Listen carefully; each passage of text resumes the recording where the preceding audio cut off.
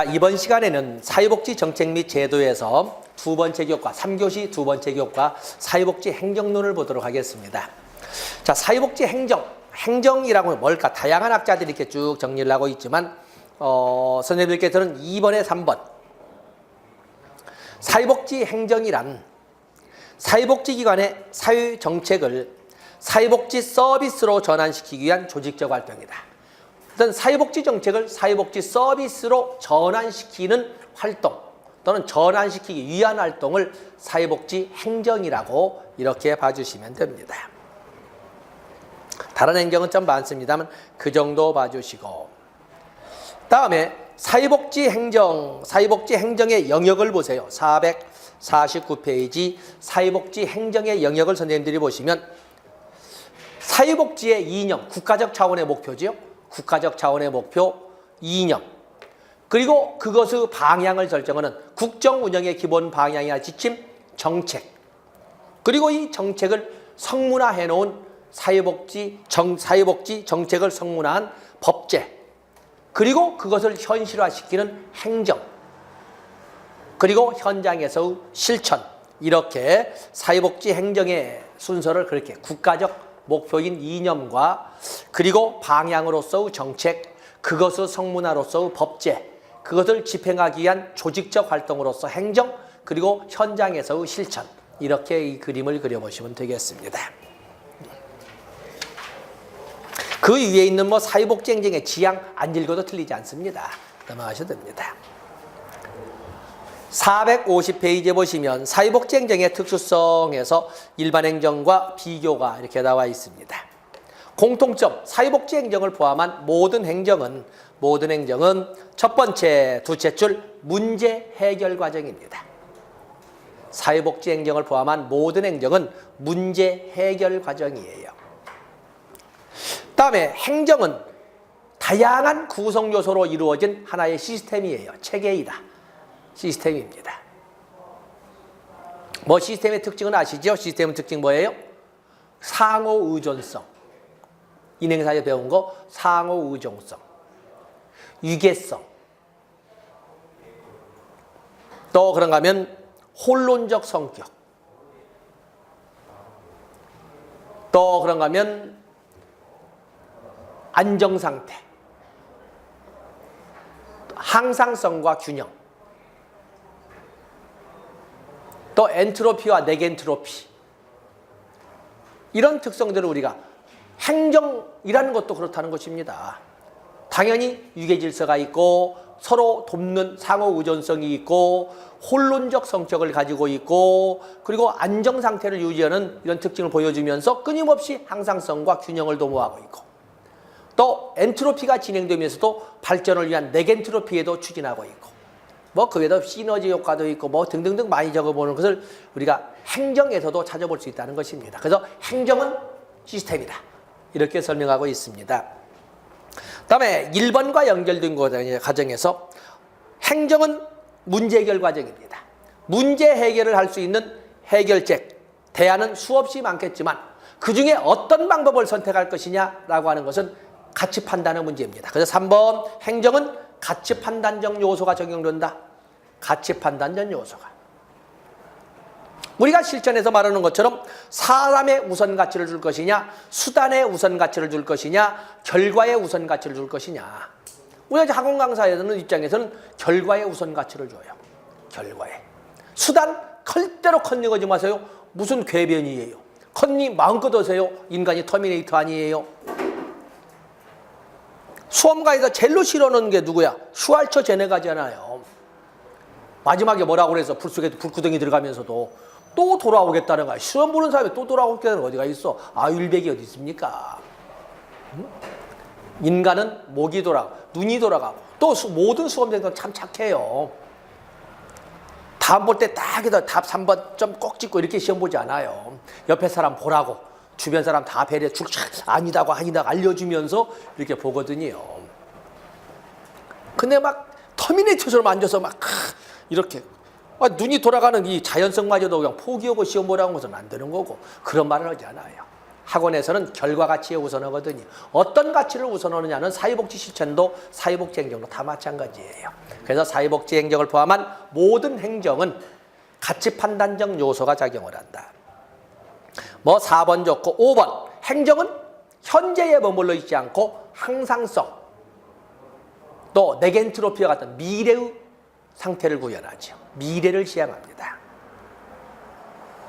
그리고 7번 다른 건 모르지만 조직화 끝에 조직화 자원의 조직화 서비스의 조직화 인적 자원의 구석 조직화 이런 조직화만 줄쳐놓으시고 8번 흔히 나오는 모든 행정은 공공의 의지의 실현입니다. 공공의 의지의 실현이다. 또 그런가 하면은 9번에 행정은 관리 운영의 객관화, 인적 자원의 활용 간에 적절한 균형을 유지한다. 말을 굉장히 이렇게 말장난 않겠습니다. 그냥 출제위원이 굉장히 현학적입니다. 자기는 알고 뭘 이렇게 썼는데 너무 고급스럽다 보니까 말장난하기가 좀 두렵습니다.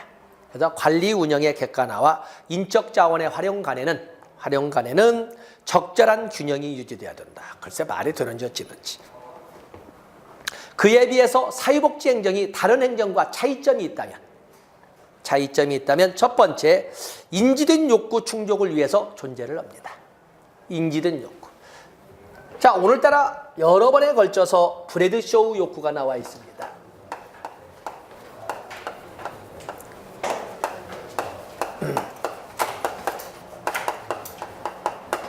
이 브래드쇼우에는 규범적 욕구, 인지된 욕구, 또는 느껴진, 감촉된, 감지된 욕구, 그리고 표현된 욕구, 그리고 비교적 욕구, 이렇게 4개로 설명을 하고 있습니다. 이렇게 4개로. 규범적 욕구라고 하는 것은 그야말로 정책 입안자나 전문가가 만든 욕구죠.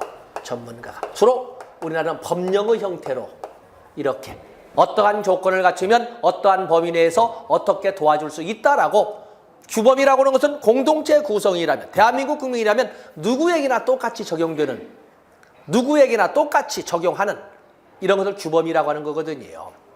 보통 법령의 형태로 전문가나 정책을 만드는 사람들이 만든 욕구입니다. 인지된 욕구는 당사자의 클라이언트의 느낌으로만 존재하는 그렇기 때문에 이것은 조사, 서베이를 통해서 알아볼 수밖에 없는 거예요. 조사를 통해서. 그에 비해서 표현된 욕구라고 하는 것은 밖으로 표출된 수요의 개념을 말해요. 표출된 수요의 개념을. 비교적 욕구는 비교 목적으로 동원된 욕구를 비교적 욕구야. 조선시대에는 일본에서는 이렇게 비교하는 거거든요. 일반 행정에서는 뭘 가지고 행정을 추진하겠어요? 표현된 욕구 가지고 할 거예요. 신청한 사람만 가지고 몇 월 몇 주부터 몇 월 며칠 18시까지 신청 마감하겠습니다. 그때까지 신청한 사람만 가지고 할 거예요. 그때까지 신청한 사람만 가지고. 그에 비해서 규범적 욕구를 진행하는 것은 초기에 규범적 욕구는 정부 부문에서는 그렇게 하겠죠. 보장기관이라고 할 때는 일선 행정 쪽에서는 규범적 욕구를 모두 적용할 수가 없어요. 원칙은 규범적 욕구 내에서 시 공간 범위에서 신청한 사람만 일반 행정. 그런데 문제는 사회복지는 언제 어디서 어떤 아픔을 가진 사람이 어떻게 도착할지를 몰라요. 그래서 표현된 욕구 플러스 알파까지 대비를 해서 준비를 해야 돼요. 막판에 느낌으로 있던 욕구를 밖으로 표출할지 모르니까. 그래서 여기 보면은 사회복지 행정은 표현된 욕구가 아닌 인지된 욕구를 늘리라 전 인지된 욕구까지의 충족을 위해서 존재한다 이렇게 봐야 돼요. 인지된 욕구에 이렇게 되는데 인지된 욕구까지에 이렇게 설명하시면 이해될 수 있습니다. 그래서 일반 행정보다는 보다 넓은 가능성 영역까지도 이렇게 고려해야 된다는 데 차이가 있습니다. 사회복지 행정을 통해서 제공되는 또는 사회복지 조직을 통해서 제공되는 서비스에는 보통 세 가지로 하는데 선생님들께는 그 옆에다가 A 기억 니은 디귿에가 과거, 현재, 미래의 관점으로 우리가 실천론에서 제가 이런 말씀을 드렸습니다. 사회복지 실천의 기능 보면은 바로 과거에 손상된 사회적 기능을 회복시키는 역할을 하고 현재 필요한 자원을 공급해주고 미래를 위해 사회적 역기능 예방을 추진하고 이렇게 마치 사회복지 실천의 기능처럼 제가 지금 설명을 했습니다.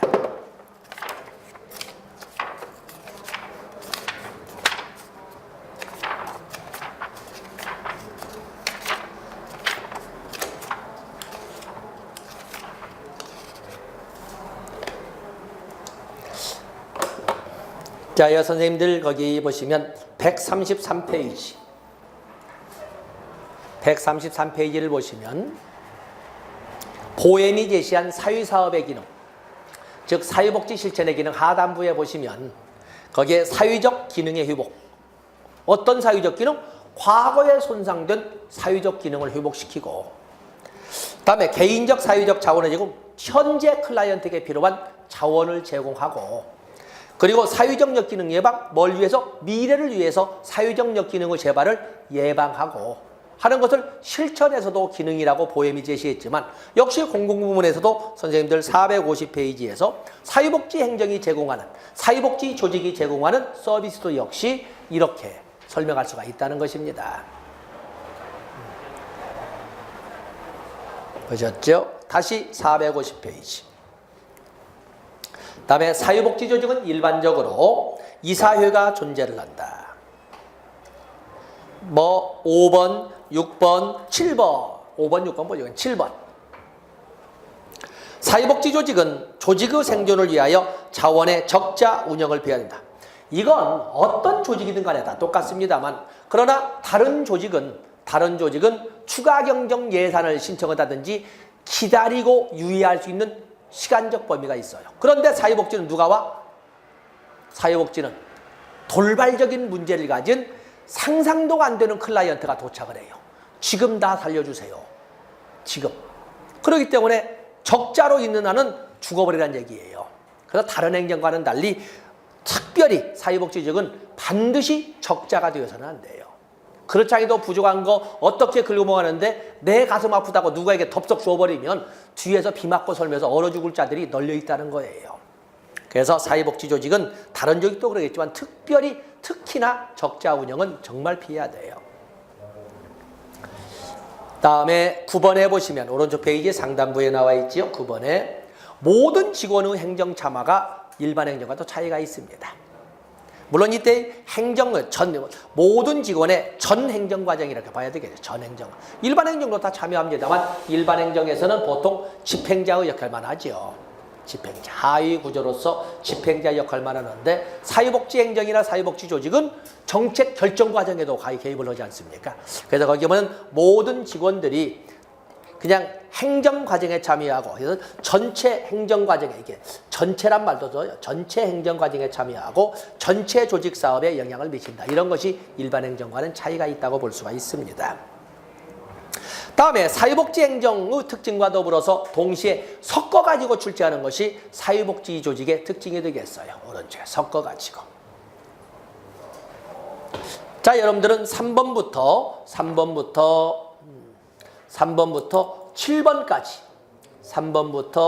7번까지를 중심으로 보시면 되겠어요. 사회복지 조직이나 사회복지 행정의 대상은 누구예요? 바로 인간이에요. 인간. 그래서 3번의 두째 줄 사회복지 조직의 주된 활동 대상은 문제나 욕구를 지닌 사람이다. 그래서 3번 때문에 4번. 거의 모든 활동이 도덕적으로 정당화되어야 한다는 한계가 있다. 또 사회복지 조직의 그 대상은 인간이기 때문에 3번 때문에 5번 떴었습니다. 목표에 대하여 구체적 합의를 도출할 수가 없어요. 인간들이 각각이 가지고 있는 욕구라고 하는 것은 참으로 복잡하게 다양하고 같은 종류라 하더라도 정도, 방법, 수준이 다 달라서 목표에 대한 합의를 구축하기가, 도출하기가 어렵다. 그래서 사회복지 조직이나 사회복지 행정의 목표는 애매한 경우가 많다. 이렇게 애매모호한 경우가 많다. 또 사회복지 조직의 대상은 인간이기 때문에 6번 사회복지 조직은 소기의 결과를 얻는데 불완전한, 말하자면 완전할 수 없는 지식과 기술을 사용한다. 왜냐하면 대상이 인간이기 때문에 기계 다루는 것처럼 정형화된 완벽한 이런 단어를 쓸 수가 없다는 거예요. 그래서 3번, 셋째 줄, 서비스 결과에 대한 성공 확률이 높지 않다. 또 7번, 사회복지 조직의 대상은 3번의 인간이기 때문에 표준화된 측정 도구를 구하기가 어렵다. 표준 척도가 없다 이렇게 되어 있죠. 신뢰성 있게 측정할 수 있는 표준 척도가 없다. 그래서 평가에 대한 이의제기가 많다. 만족하십니까? 도대체 어느 정도가 만족했다는 거야? 만족이 뭐야? 만족이 도대체. 마치 어린애들이 엄마가 좋아, 아빠가 좋아 이렇게 얼만큼 좋아? 거기다 나이 높여가지고 이런 식이지. 그래서 표준화된 측정 도구도 없을 뿐만 아니라 설사 평가를 했다 하더라도 결과 평가에 대한 논란이 많다. 또 그런가 하면 저항도 크다. 이런 말들을 쭉 적었습니다. 그리고 또 그런가 하면은 거기 8번, 9번 보시면서 9번의 두째 줄 사회복지 행정은 다른 조직보다는 특히 일선 사회복지사의 직무수행에 크게 의존한다. 사회복지사의 직무수행. 그리고 사회복지행정과는 특히 지역사회와 밀접한 관련이 있어야 된다. 관장이 알아서 하겠지. 이러지 마시고 우리나라 사람들은 선생님들도 어른이시니까 인사하면 좋아지잖아요. 웃는 얼굴에 침받지 못할 정도가 아니라 요즘 하도 세상이 험하고 또 삭막하다 보니까 웃음이 참 드물거든요. 속없다고 해도 웃는 얼굴에 대해서는 누가 뭐라고 하지 않아요. 근데 그때 이렇게 맺어놨던 웃음이라든지 인사를 통해서 얻은 자원은 나중에 특히 이 찬바람 불었을 적에 찬바람 불었을 때 정말 큰 점수를 가져다 주거든요. 자, 그런 거. 그래서 사회적 관계망은 또 노인이나 어려운 사람에게만 사회적 관계망이 필요한 것이 아니라 바로 일선 행정가의 입장에서는 사회적 관계망이 정말 필요합니다. 야, 너희들 겨울에 봉사활동 하나 기획할 거 아니야. 우리 시설로 오라니까. 우리 시설로. 어느 회사가 우리 시설에 와서 봉사활동 했느냐는 몇 년간 우려먹을 수 있는 몇 년간. 사람들은 삼투압이 있어서 그야말로 힘센 조직이 오면은 그쪽으로 쫙 같이 몰리거든요. 바로 그것이기 때문에 사회 일선 행정가의 역할은 대단히 크다. 다음에 그 밑에 보시면은 사회복지 행정의 이념이 이렇게 나와 있네요. 사회복지 행정의 이념, 공익성, 편의성 또는 편익성, 그런데 접근성이지요. 효과성, 효율성을 4대 이념이라고 합니다. 그런데 다음 페이지를 넘어가 보시면 사회복지 조직 운영의 원리 또는 사회복지 조직 이념으로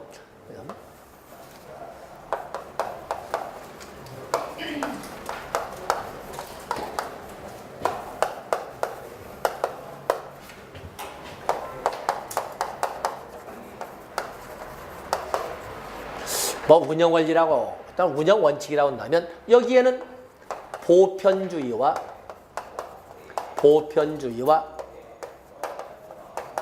선별주의로 이렇게 나눠볼 수 있지 않겠습니까? 이미 그거 다 아시는 내용이니까. 보편주의는 구성원 전체를 대상으로 하는 것이고 여기에는 클라이언트만을 대상으로 하는 것은 선별주의가 되겠어요. 그러면 이것을 앞에 있는 것처럼 사회복지 행정의 이념이라고 무책임하게 써놓은 것처럼 운영 원리를 가지고 추구 인형으로 이렇게 설명한다면 만약에 전체 구성원을 대상으로 해서 사회복지 행정, 사회복지 조직을 운영한다면 여기는 공평성이나 또는 접근성이 선별주의에 비해서 보다 쉽게 확보될 수가 있을 거예요. 그에 비해서 도움이 필요한 사람만을 대상으로 한다면 공평성이나 접근성은 좀 떨어질지 모르나 대상 효율성이나 목표 효율성, 효율성이나 효과성은 보편주의에 비해서 보다 높게 나타날 거예요. 보편주의에서.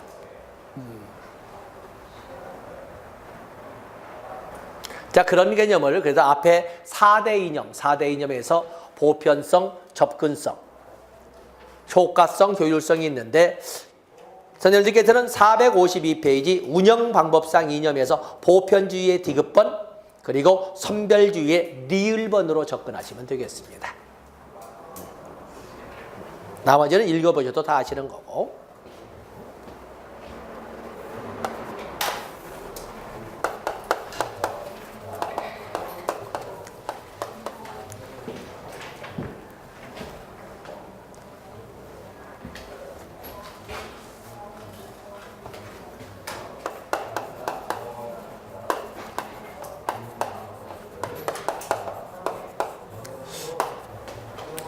사회복지 행정의 과정에 대해서는 다양한 이론들이 있지만 보통 어익과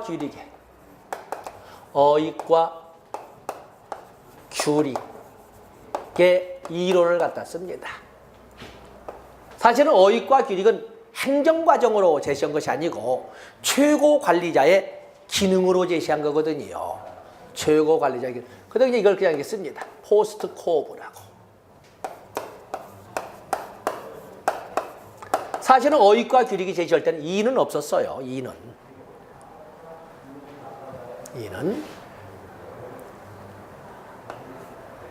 플래닝, 기획, 오르가니징, 조직, 스태핑, 인사, 디렉팅, 지시, 코디네이팅, 조정, 리포팅, 보고, 버제팅, 예산, 에발류에이팅,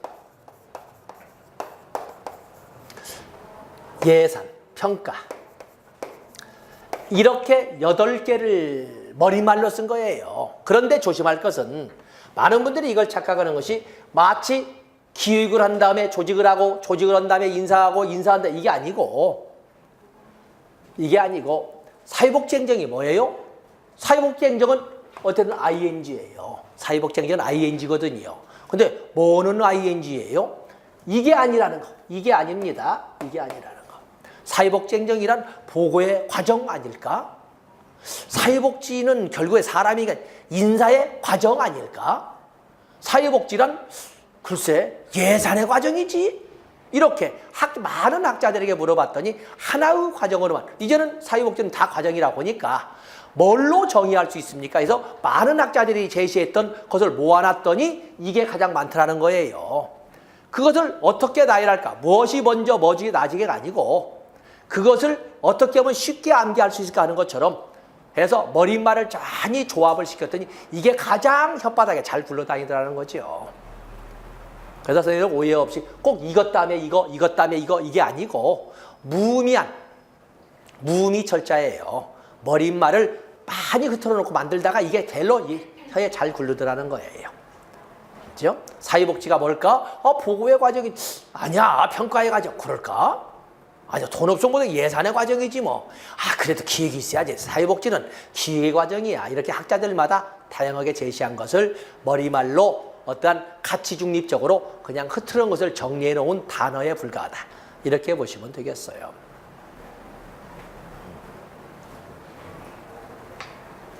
이 시리즈가 아니라는 거.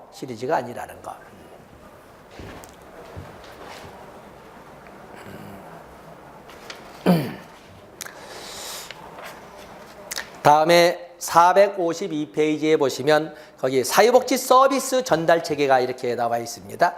사회복지 서비스 전달 체계는 우리가 앞에서도 잠시 본 것처럼 사회복지 서비스 전달 체계는 주체가 누구냐를 가지고 공공부문과 민간부문으로 나눌 수가 있고 또 공공부문도 중앙정부와 지방정부로 아니면 중앙정부와 지방정부 혼합체제로 또 그러면 민간부문에 대해서도 공공부문과 민간부문의 혼합체제로 이렇게 나눠볼 수 있다고 하지 않았습니까? 그러면서 공공부문이 맞는다면 어떤 장점이 있을까 해서 아까 우리가 적었던 공적 전달 체계는 안정성이나 지속성이나 예측 가능성이나 공평성이나 접근성은 높게 나타나겠지만 환경 변동에 대한 대응력은 좀 어려울 것이다. 경직성을 우리가 문제점으로 노트 정리를 했습니다. 그런 것처럼 여기에 지금 그런 내용을 쭉 적었는데 먼저 책가기 452페이지 구조 기능적 측면으로 보시면 하단부에 사회복지 전달 체계는 행정 체계와 집행 체계로 나눠볼 수가 있습니다. 행정 체계와 집행 체계. 행정 체계라고 하는 것은 기획, 관리, 지원 업무를 맡을 체계는 행정 체계라고 부릅니다. 그에 비해서 집행 체계는 현장에서 클라이언트와 직접적 접촉을 하고 서비스를 직접적 전달을 하는 이런 것은 집행체계라고 합니다.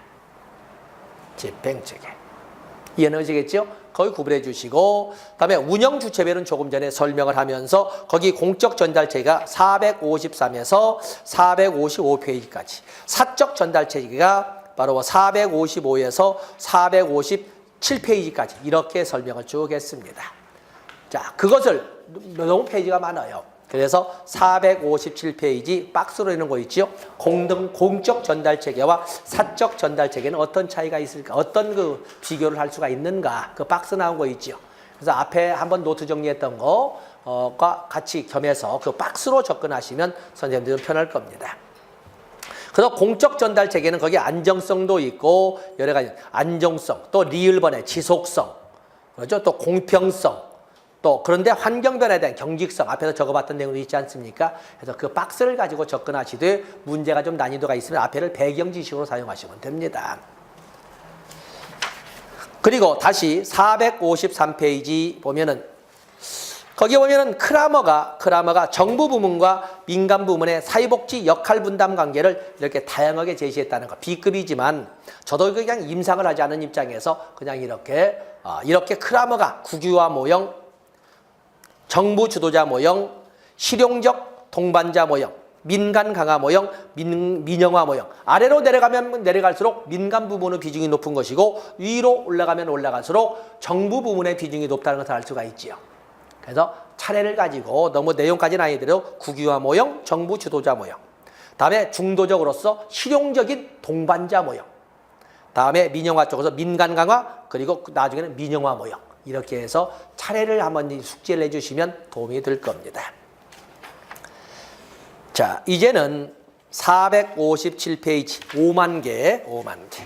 중요 표시 5만 개를 하실 것이 바로 거기에는 사회복지 전달 체계의 원칙이 되겠습니다.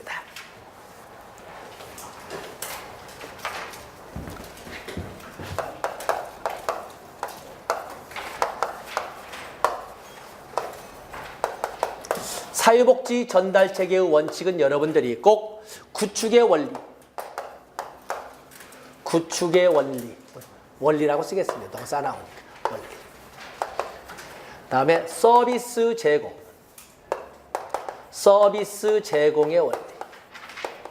다음에 행정 집행의 원리. 행정 집행이라고 쓸까요? 집행의 원리. 이렇게 세 개로 나눠볼 수가 있는데 사회복지라고 하는 것은 선생님이 아시다시피 전문가에 의해서 이루어지는 거죠. 그래서 사회복지 서비스 전달 체계는 반드시 전문가에 의해서 운영될 수 있도록 해야 된다. 전문성의 원칙. 해설은 다 붙어 있습니다. 또 사회복지 서비스는 가능한 한 양적으로나 질적으로나 충분히 제공될 수 있도록 전달 체계가 만들어져야 된다. 적절성의 원칙. 또 사회복지 서비스 전달이라고 하는 것은 일회성 행사가 아니라 일정 기간 동안 꾸준히 전달될 수 있도록 해야 된다. 지속성의 원칙. 사회복지 서비스 전달에는 결코 인종, 종교, 성별, 연령 등등으로 인하여 차별이 있어서는 안 된다. 평등성의 원칙.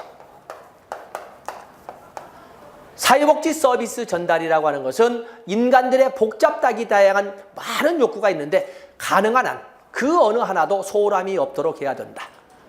가능한 한 모든 욕구가 다 반영될 수 있도록 해야 된다. 포괄성의 원칙. 욕구 충족의 다양성이죠. 포괄성의 원칙. 사회복지 서비스 전달은 어느 누구도 시간적으로나 공간적으로 접근에 장애가 있어서는 안 된다. 접근성의 원칙. 또 사회복지 서비스 전달은 사회적 책임감을 가지고 운영될 수 있어야 된다. 책임성의 원칙. 그러기 위해서는 관련 기관 간 긴밀한 협력성이 바탕되어야 된다. 기관 간 협력성을 통합성이라고 합니다. 통합성의 원칙이라고 합니다.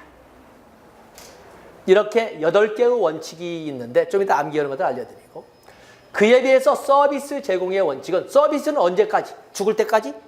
뭐 노령연금입니까? 아니죠. 홀로서기 할 때까지만. 자립자활의 원칙. 자립자활의 원칙. 그리고 서비스 제공은 가능한 한 충분하게, 그리고 일회성 행사가 아니라 꾸준히 지속적으로, 그리고 차별이 없이, 그리고 어떤 욕구 하나 서운함이 없이 모두 포괄성의 원칙. 그러면서 세대 단위를 원칙으로. 이게 바로 서비스, 사회복지 서비스 전달 체계의 서비스 제공의 원칙이 되겠어요. 그에 비해서 행정집행의 원칙은, 분업의 원칙과 그리고 계층화의 원칙이 나와 있는데 그 표현을 행정적인 체계적 기능 분담. 그냥 분업부터 쓸까요? 전문성에 따른 업무 분담. 이건 분업이죠. 업무 분담을 해야 된다. 그다음에 체계화에 따른, 거기에 보면 체계라고 되어 있는데 체계적 기능 분담. 체계적 기능 분담은 계층제의 원리가 되겠어요. 계층제의 원리. 그리고 참여, 지역 주민의 참여의 원칙. 구성원의 참여의 원칙이지요. 그다음에 끊임없이 발전을 위한 조사 연구의 원칙. 이 4가지에다가 여기는 한 줄 빼겠습니다. 그리고 사회복지 서비스 전달 체계의 운영은 어느 누구나 시간적으로나 공간적으로 쉽게 접근할 수 있도록 운영돼야 되고 집행돼야 되고, 그리고 사회적 책임감이 반영된 행정 집행해야 되고, 그리고 기관 간 협력성이 강화될 수 있는, 서비스 연계를 위한 기관 간 협력성이 강화될 수 있는 통합성이 반영돼야 된다. 이렇게 설명을 합니다. 자, 여기에 보시면 구축의 원리와 서비스 제공의 원리에서는 4가지를 같이 가지고 갑니다. 4가지를 가지고 갑니다. 다음에 구축의 원리와 행정 집행의 원리는 이 접근성의 원칙, 책임성의 원칙, 통합성의 원칙을 같이 가지고 갑니다. 그죠? 그래서 어른들인 여러분들에게 제시하는 거지만 소시라고 아시는가 모르겠네. 소시. 소녀시대에 쏘리 하는 데도 있지만 옛날에 지지지 하는 데. 이게 보통 GGPP로 이렇게 되어 있거든요. 그래서 자음 모음을 맞춰서 제가 차례대로 이렇게 만든 거예요.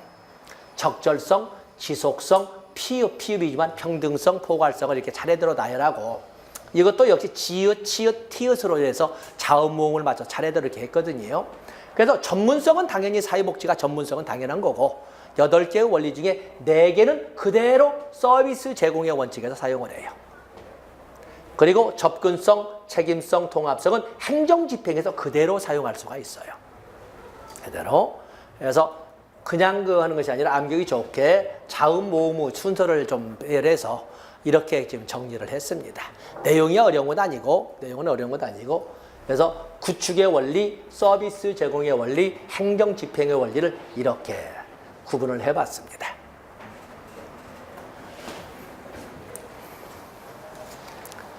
다음에 역시 458페이지 거기 보시면 사회복지 서비스 전달 체계의 균형 유지와 통합, 그중에 서비스 전달 체계의 통합 방법 역시 5만 개 준비하시고 출제 대비합니다.